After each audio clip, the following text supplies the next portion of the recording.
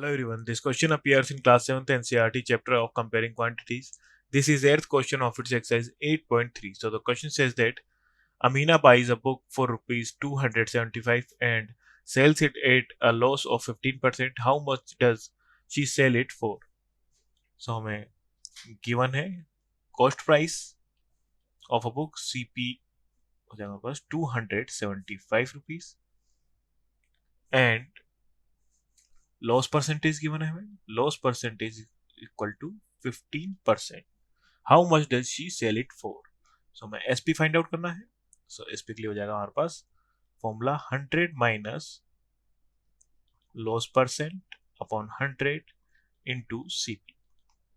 सो हो जाएगा 100 minus 15 upon 100 into 275.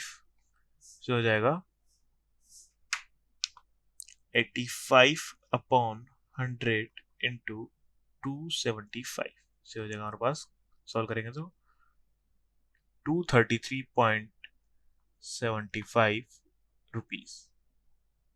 So how much does she sell it? So selling price हो जाएगा इस बुक का 233.75 रुपीज. Thank you.